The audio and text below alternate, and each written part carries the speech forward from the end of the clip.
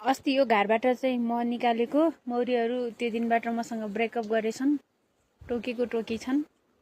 यो चाहिँ सागहरू हो। अनि यो चाहिँ के भन्छ तम्बाखु बनाउँछन् है। यो बुवाले सुर्ती के भन्छ यसलाई। अनि बिचारा मेरो गोल्डन स्याउको स्थिति कस्तो भइगएछन्। स्याउ बिचारा कटिङ नगरेर, घरमा हामी नगएर कटिङै गरे छैन। मेरो घर मुनि चाहिँ त्यो दाउराहरू राखेको छ। अनि डिसम देखिरहेको छ छतमा। हो तल बारीबाट भिडियो गरिरहेको छु म चाहिँ। चुलीको स्याउको बोटहरू हो यो, अमिलो स्याउ हो यो। यो चाहिँ 1 वर्ष फल्ने 1 वर्ष नफल्ने गर्छ, पालो हुन्छ। यो साल यसको चाहिँ पालो छैन, ऊ त्यो अमिलो फलेको छ। अर्को साल त्यो फल्दैन, अनि चाहिँ यो चाहिँ फल्छ। दाँते उखरको रुख, दाँते उखर सब डेभिडले खाएर भ्या।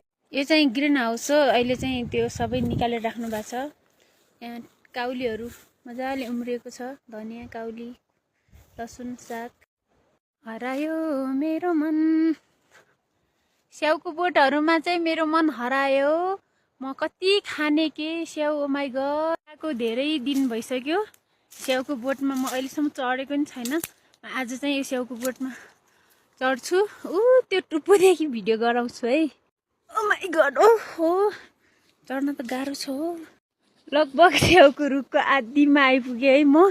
कति खाने हो स्याउ बिचारा। मेरो दिदीहरू त मेरो भिडियो हेर्दै बस्दै, म चाहिँ स्याउ खाइछु। फाइनली स्याउको रुखको टुप्पोमा आइपुगेँ म चाहिँ है। स्याउ चाहिँ कति दामी हो के, ओ माई गड। ओहो न, त्यो स्याउ चाहिँ मलाई मन पर्दैन। त्यो अलिक दाना सानो सानो हुन्छ। अनि मलाई चाहिँ यो स्याउ चाहिँ एकदम फेभरेट। यो स्याउ चाहिँ म टिप्छु, खान्छु पनि। कति मिठो